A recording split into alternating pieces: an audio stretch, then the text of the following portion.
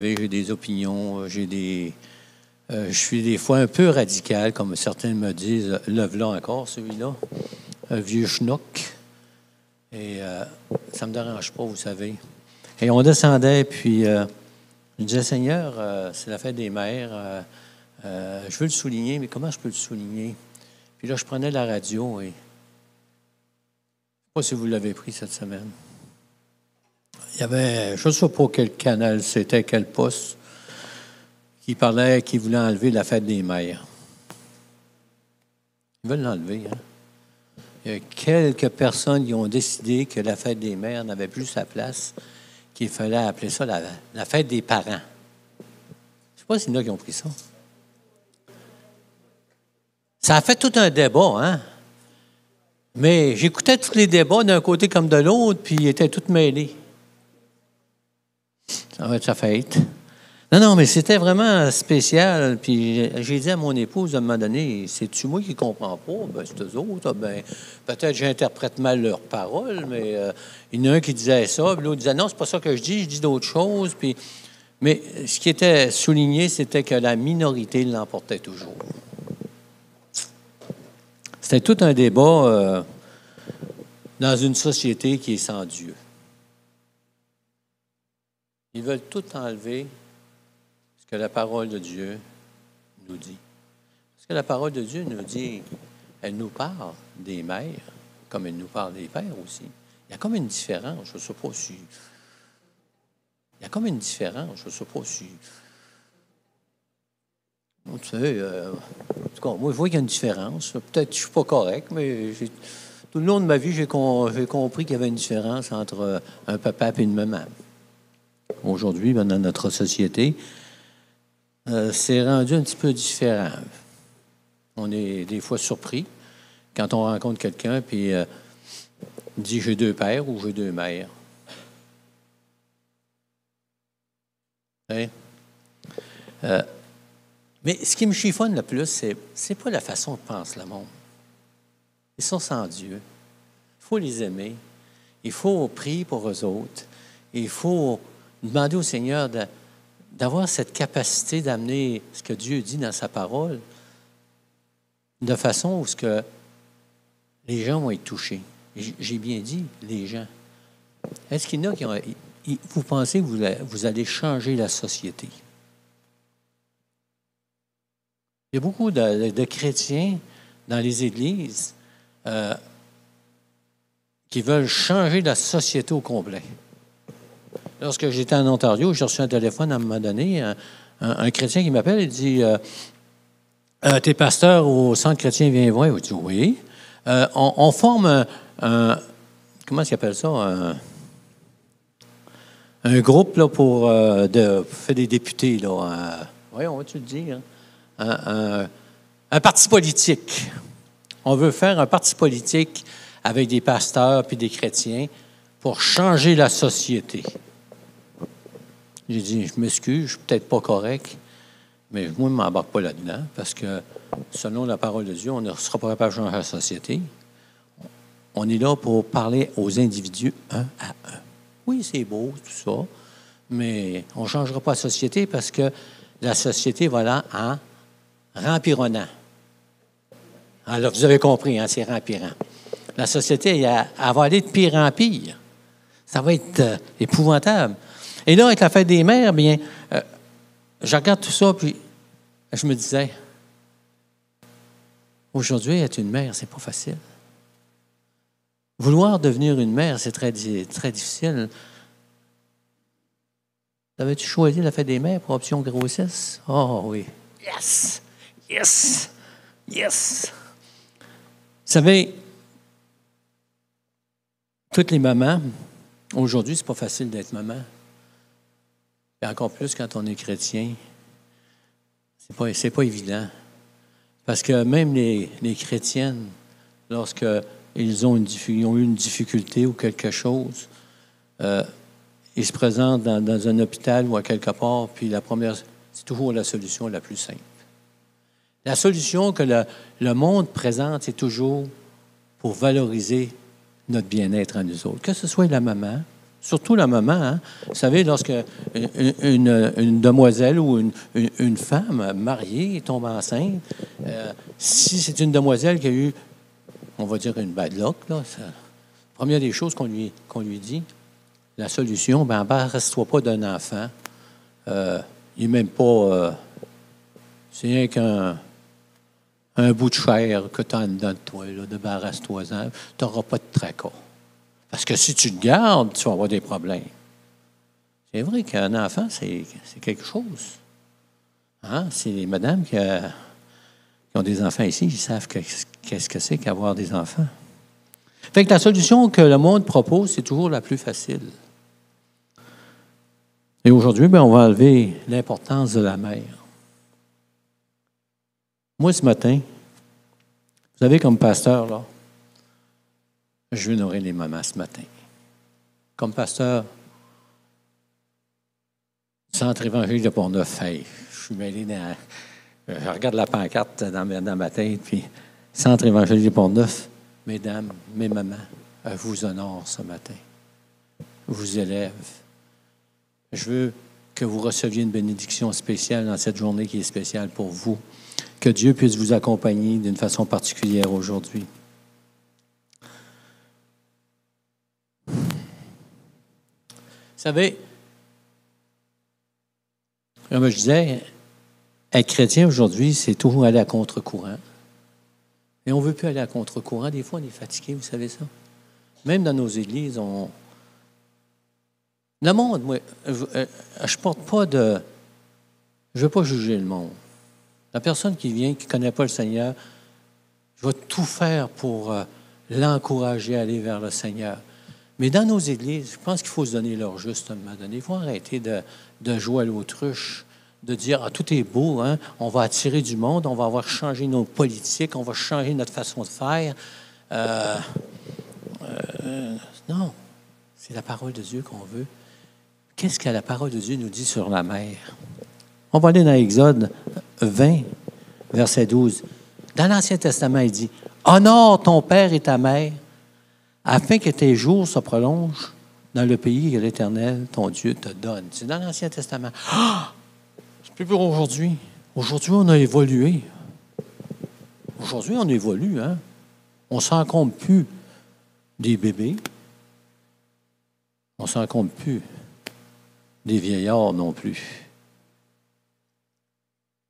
Dans notre société aujourd'hui, on s'en vient tranquillement à l'euthanasie.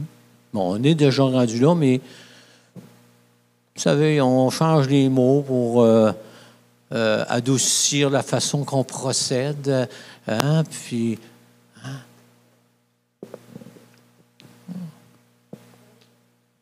Oh, il y a toutes sortes de noms. Hein? Aide à mourir, aide médicale, aide les jeunes. Vous avez pas... Moi, je ne voudrais pas être jeune. Là. Je ne voudrais pas avoir 20 ans, 18 ans, puis m'en aller, dire ça, à quel âge qu'ils vont décider qu'on est vieux? Non, mais c'est vrai, ça coûte cher, un vieux. Hey, un vieux, ça coûte cher, là. Pensez pas qu'on va venir à se débarrasser des vieux parce qu'ils sont vieux, on va se débarrasser de d'autres parce qu'ils coûtent cher. C'est juste ça. Mais la parole de Dieu nous parle, elle. Et elle parle des mamans. Elle dit « Honore ton père et ta mère. » Honore ton père et ta mère. Aujourd'hui, les mères sont bafouées. Tellement de jeunes qui disent n'importe quoi à leur mère aujourd'hui, là, ça n'a pas d'allure.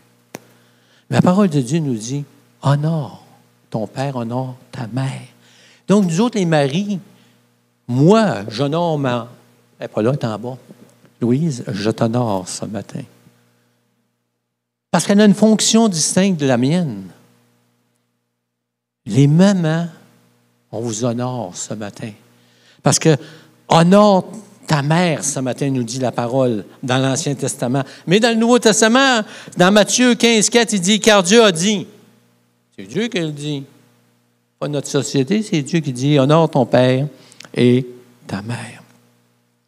Au Deutéronome 5, 16, il dit « Honore ton père et ta mère comme l'Éternel, ton Dieu, te l'a ordonné, afin que tes jours se prolongent et que tu sois heureux dans le pays que l'Éternel, ton Dieu, te donne. À Éphésiens 6, 2 et 3, il dit « Honore ton père et ta mère, c'est le premier commandement avec une promesse, afin que tu sois heureux et que tu vives longtemps sur la terre. » Donc, on voit dans la parole de Dieu, dans sa sagesse, Dieu élève la mère d'une façon spéciale. Non pas pour dire qu'elle est parfaite, mais dans son rôle de mère, elle doit être honorée, respectée. C'est ce qu'on ne voit plus aujourd'hui dans notre société. Puis aujourd'hui, dans nos églises, j'ai été surpris de voir qu'il y avait un débat là-dessus. De plus souligner la fête des mères dans les églises parce que on allait frustrer du monde. Ça a peut-être empêché le monde d'entrer dans nos églises parce qu'il y en a qui... Vous savez toute l'histoire. Mais moi, j'aime mieux marcher avec la parole de Dieu. Puis la Bible nous parle des mères. L'influence des mères est décrite dans la parole de Dieu. Et plus de 300 versets, 300 fois où on peut voir le mot « mère » dans la parole de Dieu qui est souligné dans les généalogies. Donc, ce matin, on doit penser que les mères ont quelque chose de spécial.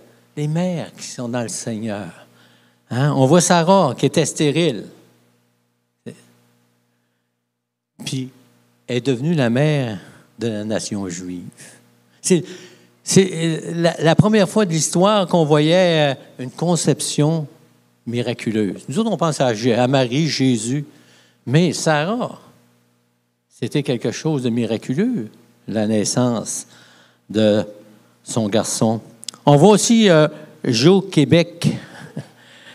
C'est la mère d'Aaron, puis de Moïse, puis de Myriam. On ne voit pas son nom souvent dans la Bible, mais quelle importance qu'elle a eue lorsqu'elle a pris soin de Moïse, lorsqu'elle a enlevé Moïse des griffes du Pharaon. Et qu'est-ce qui est arrivé avec Moïse? On l'a dans la parole de Dieu, il est devenu un homme de Dieu. Et la parole de Dieu nous montre, à travers cette femme, du courage et de la foi. Mais moi, je veux souligner le courage et la foi des femmes, des mamans chrétiennes. Des mamans qui ont donné leur cœur au Seigneur, puis qui font tout en leur pouvoir d'élever leur enfant selon les principes de la parole de Dieu. Oh, c'est pas évident. Et combien on a besoin d'être à genoux pour les générations qui vont nous suivre, nous suivre, c'est ça. Les jeunes mamans qui vont arriver, puis qu'ils vont avoir des enfants, puis ils vont vouloir les élever selon les principes de la parole de Dieu, combien ça va être difficile pour eux autres. Mais la parole de Dieu nous encourage là-dessus. On voit un homme de Dieu, on voit Timothée, puis Paul les rappelle à Timothée, si t'es rendu là, c'est parce que ta grand-mère, puis ta mère, Eunice et Éloïse, ils t'ont enseigné des valeurs spéciales. Dieu voyait le cœur de ses mères. Il voyait leur foi. Il voyait l'œuvre qu'elles faisaient en secret, l'œuvre qu'elles faisaient qui était contraire à tout ce qui était véhiculé à cette époque-là aussi. Hein? C'était pas facile pour les mamans. Aujourd'hui, ça ne l'est pas plus, vous savez. Mais Dieu veut que, madame, vous sachiez des choses. Combien j'ai vu de mamans qui étaient découragées, qui étaient en pleurs pour leurs enfants, qui avaient le cœur déchiré. Mais Dieu veut que, maman, tu saches ce matin, tes prières ne sont pas vaines. Dieu entend tes prières. Comme Anne qui a prié, qui était stérile aussi, mais que Dieu a répondu à sa prière. Sache, maman, ce matin que lorsque tu pries pour tes enfants, quel que soit leur âge, Dieu entend tes cris. Dieu entend ta voix. Dieu entend ton cœur. Et combien de personnes qui sont dans la même position que des mamans que je connais, qu'avant qu'ils soient enceintes, avant, juste à leur mariage, ils se mariaient et ils disaient, « Seigneur, je commence à prier pour les enfants que tu vas me donner plus tard. Je prie, Seigneur, que je puisse les élever selon ta parole. Et vous savez, élever un enfant selon la parole de Dieu, c'est pas facile. Et les mamans, ils sont à genoux. Mais des fois, ils sont plus qu'à genoux. Ils ont le cœur déchiré, ils crient, ils pleurent, ils se lamentent devant le Seigneur. Dieu entend vos prières, maman. Vos enfants ne sont pas encore dans l'assemblée. Vos enfants sont peut-être petits, peu importe. Mais je sais que les mamans prient pour leurs enfants, sans relâche. Et Dieu, ce Dieu de la parole, ce Dieu entend. Ce Dieu qui est tout-puissant voit les larmes sur vos yeux, sur vos joues. Voit vos larmes couler. Vous savez, lorsqu'une maman prie pour ses enfants, on voudrait tellement que nos enfants soient avec le Seigneur. Les mamans sont à genoux, puis ils crient, leur cœur est déchiré. Et parfois, maman, je sais, tu te dis des fois, tu es découragé, tu te dis, Seigneur, t'entends-tu ma prière? Seigneur, es-tu à l'écoute? Qu'est-ce qui se passe? On dirait plus la maman prie, plus le convoi est grand. Mais maman, lâche pas. Dieu voit ta persévérance. Dieu voit tes larmes. Dieu entend tes cris. Dieu voit que tu es désespéré. Et Dieu te dit ce matin, maman, continue d'aimer inconditionnellement. Sans condition, aime tes enfants. Aime-les. Parce que, vous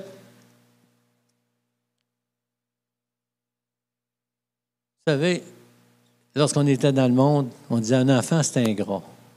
Quand on devient dans le Seigneur, on dit nos enfants vont être parfaits. Non, non. Même si on est dans le Seigneur, des fois, nos enfants, on dit qu'il était ingrat, celui-là. Quand est-ce qu'il va comprendre? Mais continue d'aimer inconditionnellement. Pense, maman, que toi aussi, devant le Père éternel, comment c'était? Il t'a aimé d'un amour inconditionnel.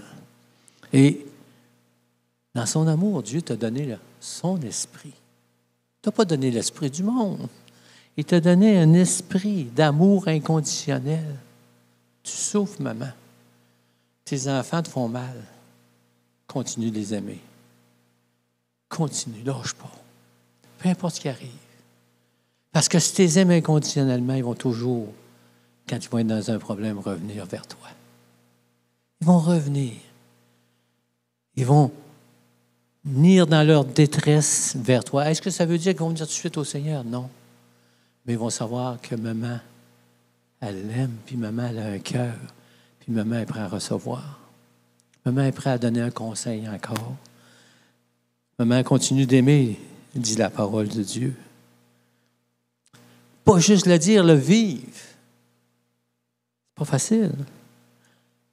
Patience. Hey, faut-tu être patient avec nos enfants? Hein? Maman, il faut que tu sois patiente avec tes enfants. Mais je parle aux femmes ce matin, ou aux mamans, mais les hommes, on peut en prendre un petit peu aussi. Hein? Soyez patients. Soyez patients. Maman, sois bonne. Continue d'être bonne avec tes enfants. Continue de les élever dans un sens. Diminue parfois, maman. C'est ce que la parole de Dieu nous dit. Sois honnête avec eux autres. Et on voit ça dans 1 Corinthiens, chapitre 13, versets 4 à 8. On peut l'appliquer de différentes façons, dans différents contextes. Mais dans le cœur d'une mère, tout est là, vous savez. Que dire de l'influence d'une mère? On parle d'influence, puis on dit l'influence. Vous savez que l'influence, c'est du marketing. Hein? On n'est pas influençables, nous autres. Tout le monde est influençable. Maman, c'est toi qui as le plus d'influence sur ton enfant. Par ton enseignement. Ce que tu lui enseignes va demeurer en lui.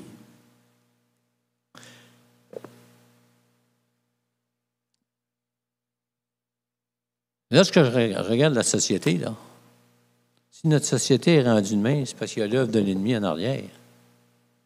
C'est pas la faute d'une personne en particulier, là. C'est pas le maman qui a décidé un matin, ça va être de même, là. Non. C'était graduel, ça rentre, ça rentre. Et on voit que l'influence qu'une personne a, c'est tranquillement. Et ils ont prouvé que, scientifiquement, que quand ils sont petits, les enfants sont les plus influençables. Ce qu'on donne à un enfant de la naissance, aller jusqu'à 3 ans, c'est là que ça va bouleverser sa vie le plus. Hein? Aujourd'hui, qu'est-ce qu'on fait? On les envoie à l'école, ils sortent du ventre de leur mère, puis ils sont prêts à aller à l'école. Non, mais je fais une... comment est-ce qu'on dit ça? Une caricature. Je fais une caricature, mais... je regarde ça, c'est quasiment ça, pareil. Hein? On commence à les enseigner de bonne heure à maternelle. Vous savez, on les amène toutes sortes de choses. Il y a des débats dans notre société sur toutes sortes de choses qui se passent dans nos écoles. Hein? Il y a des pour, il y a des contre. Mais ce qui est en arrière de ça, c'est qu'ils savent que plus ils sont jeunes, plus on va les influencer, plus ils vont être à notre merci. Ah ouais? Hey. La planète va exploser. On va tout brûler. Non, mais c'est rendu grave. Non, mais... Avez-vous parlé à un enfant de 3e année qui est stressé aujourd'hui, au bout? En bon français, ils ne sont plus capables. En 3e année, ils ont 8-9 ans, puis ils arrivent chez eux souvent en pleurant. La planète va sauter. Ça n'a plus d'allure. Il faut sauver la planète. On les entend. Je ne vous dis pas que c'est pas grave, ce qui se passe là. Mais nous autres, on sait que Dieu est en contrôle. Là. Avec la parole de Dieu, une maman peut rassurer ses enfants sur ce qui se passe dans le monde. Mais c'est juste pour vous dire comment est-ce que, maman, vous êtes influençable. Vous êtes une influence dans la vie de vos enfants. Tout ce que vous leur enseignez va demeurer dans leur cœur. Hein, c'est pas moi qui le dis, c'est dans Proverbe 22, verset 6. « Instruis l'enfant selon la voie qu'il doit suivre, et quand il sera vieux, il ne s'en départira pas. » Quelle version qu'on a mis? Il ne s'en détournera pas. Ça veut dire que ça va tout rester imprégné. Hein, Jean-Daniel? Ah, tu nous as révélé des secrets, toi. Ah, ouais. Ce que sa mère lui a révélé, c'est demeurer imprégné. Et aujourd'hui, s'il est assis à une console, puis il sert le Seigneur, c'est parce qu'il y a eu de l'influence à quelque part. Il ne l'a pas vu tout de suite. Ça a pris quelques années, une trentaine d'années. Imaginez, 30 ans. Imaginez, maman, tu pries pour tes enfants, ça fait 40 ans, 45 ans, même peut-être 50 ans. Et tu es à genoux, puis tu pries. Oh Seigneur, il va avoir 50 ans. Peux-tu sauver? Peux-tu la sauver, Seigneur? Décourage-toi pas, Dieu entend tes prières. Et tout ce que tu lui as enseigné, même s'il ne veut pas, c'est là. C'est imprégné dans son cœur. C'est ce que la parole de Dieu nous dit. La parole de Dieu va plus loin dans Proverbe 31, il parle d'un roi. Lui, il ne serait pas à mode aujourd'hui. Hein? Sa mère, il a dit, fais attention aux femmes. Sa mère, quand elle disait ça, vous savez, elle ne parlait pas des... il y a des mots qu'on ne peut plus dire, bonne femme. Comment je dirais ça, une bonne femme? Si je dis une bonne femme, ça a l'air bonhomme. Ça a l'air ancien. Une femme vertueuse, je ne sais pas. Hein, on se comprend. Le roi, il se souvenait que sa mère lui avait dit de faire attention à certaines femmes. Bon, ça va mieux de même. Fais attention à certaines femmes, parce qu'on voit dans le Proverbe que les hommes sont attirés par certains modèles de femmes. Ça les entraîne comme un bœuf à boucherie. C'est la parole de Dieu dit, pas moi, là, c'est la parole. Puis le roi Lémuel, lui, sa mère lui a dit, « Hey, fais attention. » On peut-tu dire ça dans l'Église? Fais attention quand tu prends un coup. Parce que c'est pas une bonne chose de t'enivrer. Fais attention. Fais attention à la boisson. Oublie pas les pauvres. Oublie pas leur peine. Vous savez, c'est pas mal contraire à la mentalité du monde, l'enseignement de la parole de Dieu. Aujourd'hui, le monde dit, « Hey, ne sois pas plié sur le dos. Écrase-les. Parce que si tu ne l'écrases pas, c'est lui qui va t'écraser. » Puis la maman du roi lui dit, « Fais attention aux pauvres. Fais attention aux indigents. Fais attention aux malheureux. » L'enseignement de la maman, c'est la base de la future vie de son enfant. Peu importe où il va passer.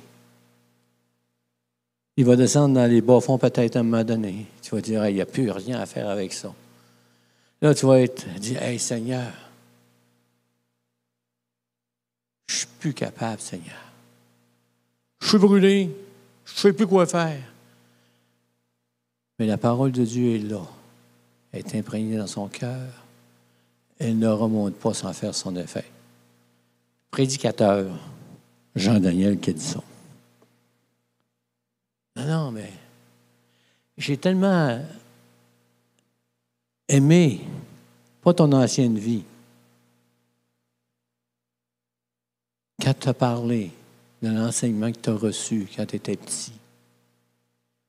Au moment où tu étais petit et tu avais peur. Puis quand la lumière fermait, puis tu te souvenais qu'est-ce que ta maman t'avait dit. C'était imprégné dans ton cœur. Maman, ce que vous donnez à vos enfants, qui est selon les principes de la Bible, c'est imprégné dans le cœur de l'enfant. Peu importe ce qui va aller un jour, peu importe la détresse, peu importe, c'est imprégné dans son cœur. Maman, garde espoir, parce que la parole de Dieu est plus puissante que nous autres.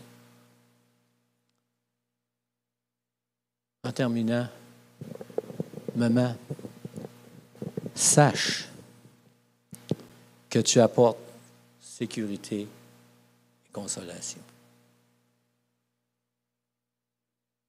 Sécurité et consolation. Le psaume 131, verset 2 nous dit, « Je reste calme et tranquille, comme un enfant rassasié sur le sein de sa mère. Comme ce petit enfant, je suis calme et tranquille. » Peu importe ton âge, maman, peu importe ta condition.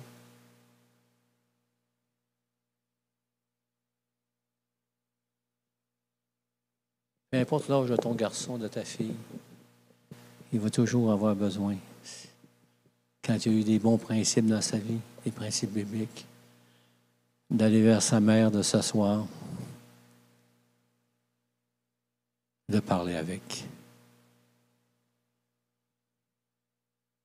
Il va se sentir en sécurité. Peu importe l'âge qu'il a. Et là, je parle par expérience. Je me souviens, j'étais assez vieux, j'étais très jeune, c'est-à-dire, j'avais dans la trentaine ou dans 35 ans. Et je travaillais. Puis quand ça allait mal, le midi, au lieu de manger ma sandwich au garage tout seul, je savais que ma mère était à peu près à 2-3 000 de là, fait que j'embarquais dans ma voiture. Ma mère était très parlante. Hein? Elle était assise dans son fauteuil, puis tu t'assoyais à côté, puis elle ne te parlait pas. Et mon frère m'a dit un jour, il dit, « Pourquoi tu vas manger avec maman? Elle ne parle pas. » Mais j'ai dit, quand je suis assis à côté d'elle, je suis bien. Je suis tranquille. Elle me dit bonjour. C'est-tu bon? C'est correct. J'ai dit, je mange ma sandwich tranquillement, puis je lui ai dit, je suis bien. C'est ma mère. Tranquillité. Puis je venais juste de connaître le Seigneur, ça faisait pas longtemps. Je ne connaissais pas ces versets-là, mais la parole était vie. Maman, peu importe leur chiot, ils ont besoin des fois d'être à côté de vous, d'être sentir la tranquillité, sentir la consolation, sentir la sécurité. Hey, ça va tellement loin, c'est... Les hommes, quand ils se marient, hein, les femmes ne font pas manger comme leur mère.